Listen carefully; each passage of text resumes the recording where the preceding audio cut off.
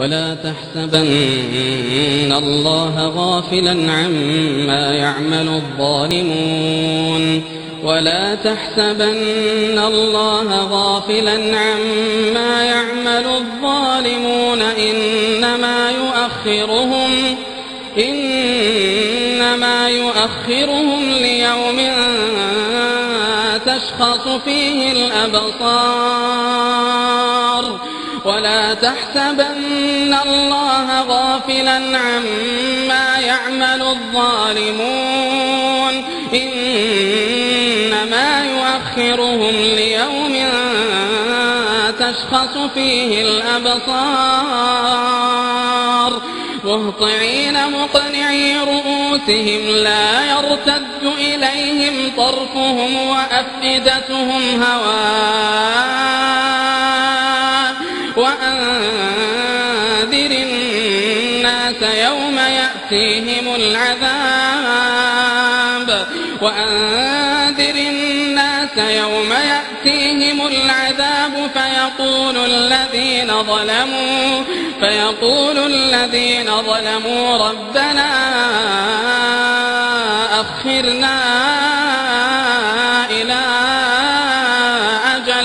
فيقول الذين ظلموا ربنا أخرنا إلى أجل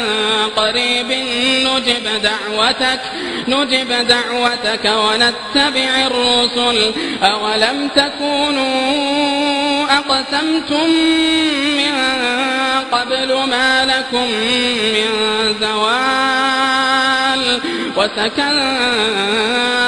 في مساكن الذين ظلموا أنفسهم وتبين لكم كيف فعلنا بهم وضربنا لكم الأمثال وقد مكروا مكرهم وعند الله مكرهم وإن كان مكرهم لتزول منه الجبال فلا تحسبن الله مخلف وعده رسله إن الله عزيز ذو انتقام فلا تحسبن الله مخلف وعده رسله إن الله عزيز ذو انتقام يوم تبدل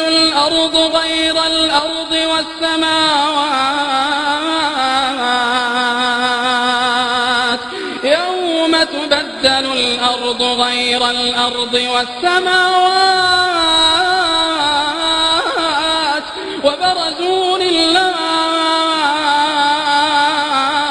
وبرزوا لله الواحد القهار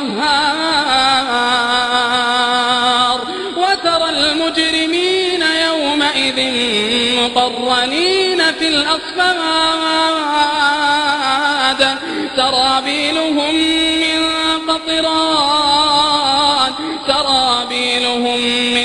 قطران وتغشى وجوههم النار سرابيلهم من قطران وتغشى وجوههم النار ليجزي الله كل نفس ما كسبت إن الله سريع الحساب هذا بلاغ للناس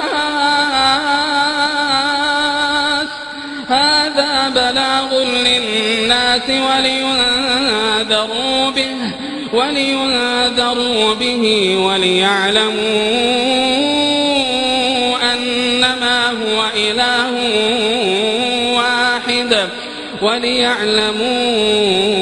أنما هو إله